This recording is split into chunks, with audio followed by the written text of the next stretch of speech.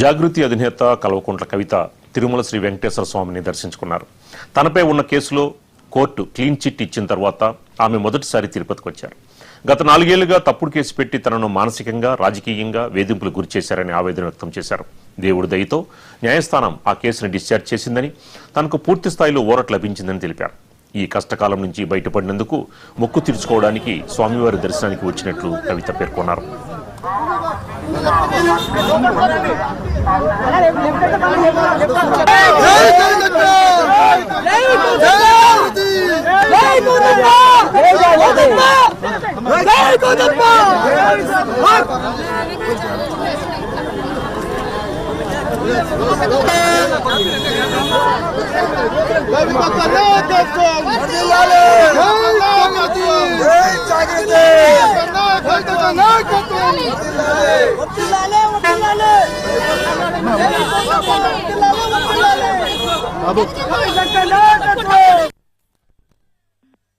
నాలుగు సంవత్సరాలుగా నేను చెయ్యని తప్పుకు ఏదో తప్పు చేసినట్టుగా అవాకులు చెవాకులు వాగుతూ సంపూర్ణంగా నన్ను, నా కుటుంబాన్ని, మా జాగృతి సంస్థను తీవ్రమైనటువంటి మానసిక వేదనకు గురి చేసినటువంటి కేసు ఏదైతే ఉందో, మొన్న దేవుడి దయ వల్ల, మా యొక్క నీతి నిజాయితీ వల్ల మరి సంపూర్ణంగా కొట్టుడు వేయబడ్డది. కాబట్టి స్వామివారికి కాలినడకన వచ్చి మొక్కు చెల్లిస్తామనేటటువంటి మొక్కు ఉంది. కాబట్టి ఆ మొక్కు చెల్లించుకోవడానికి ఇవాళ తిరుమలకు రావడం జరిగింది.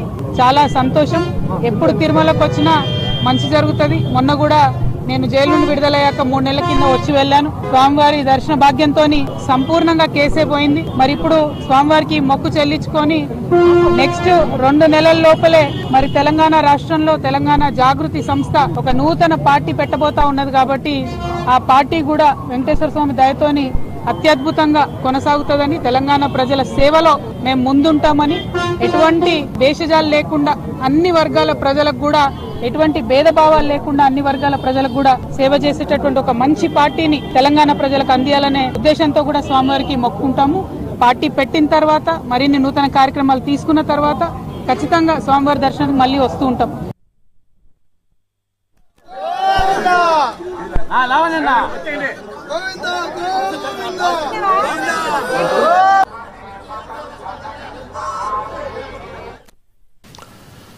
బులెటిన్లో స్మాల్ బ్రేక్ తీసుకుందాం.